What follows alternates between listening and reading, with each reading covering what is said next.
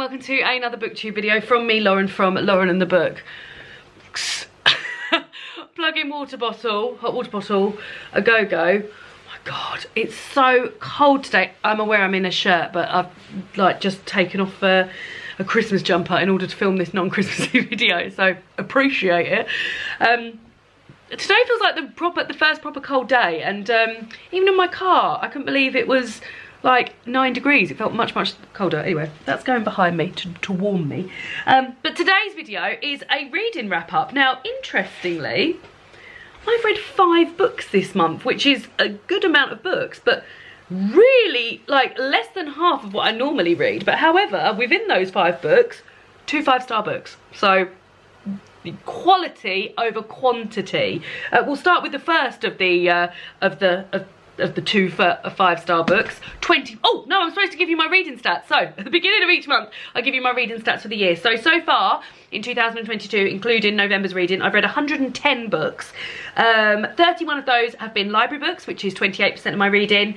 37 of those have been audiobooks, which is 34% of my reading. 34 of those have been my own books, which is 31% of my reading, and 7 of those have been proof copies, which has been 6% of my reading. And then that means in November alone, as I said, 5 books. 1 was from the library, which is 20% of my reading. 2 were Audible, 40% of my reading, and 2 were I owned, and that was also 40% of my reading. So great. But let's start, as I said, with that first 5-star book of the month, and one of the best books I've read this year, and that's Her Majesty's Royal Coven by Juno Dawson. Now, I've read and listened to the audiobook of this. I started reading it, loved it, and then I can't remember why I started listening to the audiobook. I think I had to go somewhere and I was like, oh, I really want to carry on reading this. So I listened to the audiobook, which is narrated by Derry Girls Nicola Coughlan. This was fantastic. Witchiness, Spice Girl and Mean Girls references, a whole cast of amazing women, inclusivity, representation, as well as a really gripping story that I cannot wait until the second book of this is out in 2023. The ending of this, I yelped. I could not believe it, and I was listening to the ending of it and I was like, I've got to go back and listen to that again, and I rewound it and listened to it again, so when I drove home I could listen to it again. I thought it was absolutely amazing. We're following a group of witches, Helena, Neve, Leonie and Elle, and their lives living in Hebden Bridge. I love the map they've got, and the map they've got of Hebden Bridge as well, and their lives and the surrounding characters in their lives, and just the whole sort of like the magic system in here and what magic each of these women associates herself with or specialises in. Amazing. And then this sort of Her Majesty's Royal Coven, which is sort of like the government side of witches and the witches that work for that, and yeah, just amazing. Absolutely thought it was fantastic. And again, I cannot stress to you that ending, I just did not see that coming. Fantastic. Loved it. Loved it. Just fills me with joy. I honestly, I could have started reading it all again from the beginning. Thought it was absolutely amazing, and the audiobook was great as well. And now I own the audiobook, I probably will listen to it all again from the beginning next year. So amazing. I must tell my mum actually to read this because I think she'd really enjoy it. Next up, the second of the 5-star books of the month. So I read 2 5-star books back to back, and that was Amy and Lan by Sadie Jones. Now I listened to the audiobook of this. I will insert the picture when I'm here. And I loved this. This was a coming of age story about Amy and Lan, 2 young kids who are being brought up on a organic smallholding, which is shared by Amy and Lan's separate families, plus another family and some sort of waifs and strays they found along the way. And this sort of like seeing the farm from like from a child's perspective. The whole thing is told from a child's perspective, and the nostalgia in there and the sort of coziness of it all and how they're remembering things. There's very like, because it's set on a farm, there's a big lot of seasonality in there, and I'm really into sort of like seasonality when I'm reading and eating and all of that sort of thing. I'm really into it. So I loved reading about the Christmases that they were having there in particular. There's this sort of really vivid memory I have of Lan remembering seeing candles in the windows in the barn, and how the reflection of the windows made it look like there was loads more candles than what there were, and just like that sort of thing, remembering that sort of thing when I was younger, and like the really small specific details you remember. There's also sort of like tension between the two families, and reading about that from the children's perspectives was also amazing, because they sort of like they understood some of it and not other stuff of it, and we as the adults were sort of like meant to read between the lines to really know what was going on. And yeah, it was just so interesting.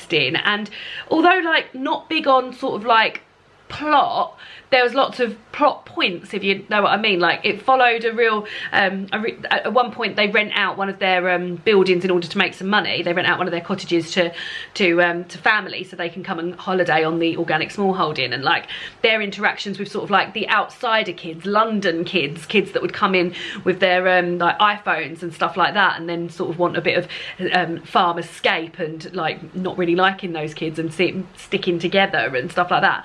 I loved it. I thought it was really great. I really enjoyed it, and yeah, just felt really special and sort of twinkly and lovely. And there's a cow in it called Gabriella Christmas, so enjoyed that. Next up was another audiobook. That was Takeaway by Angela Hui. Now this is a memoir of Angela's time living at and working at her family's Chinese takeaway restaurant, which is in Wales, North Wales I think.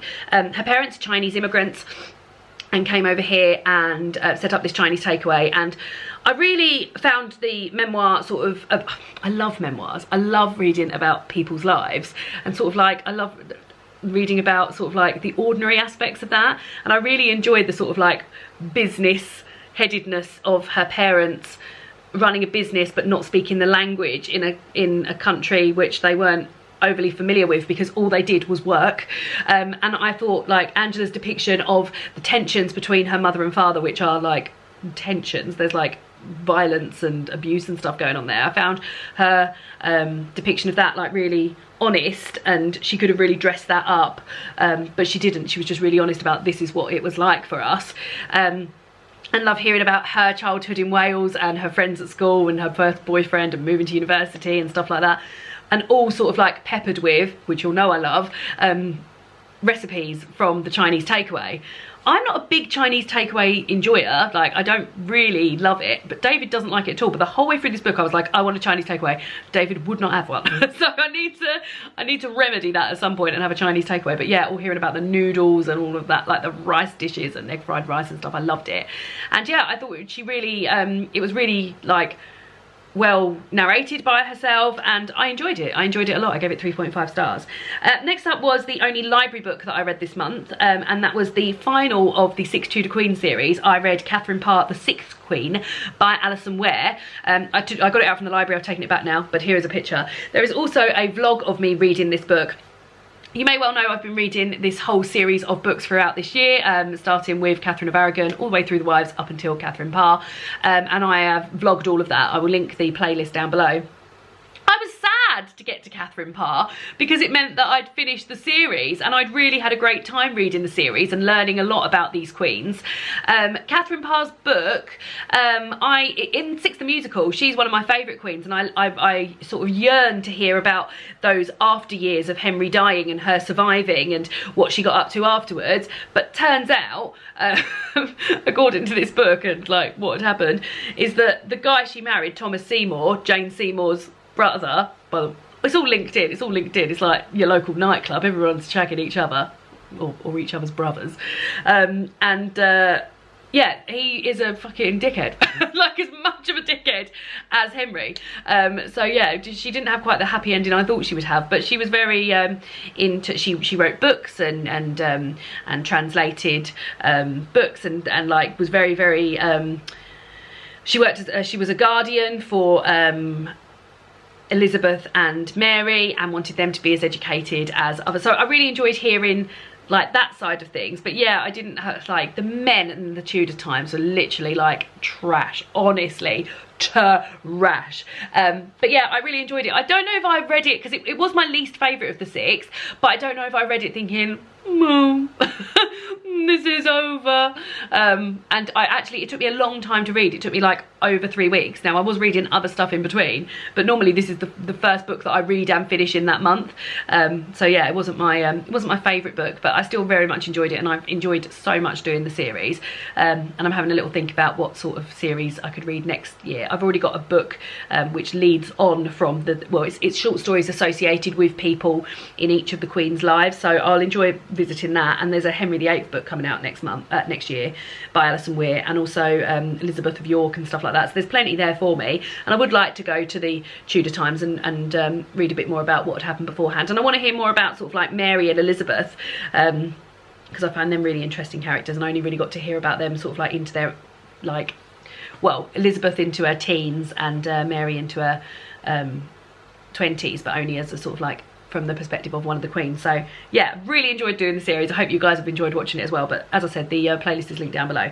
And then last book I finished literally today is Sarah Waters' Affinity. So this was our Patreon book club book for the month.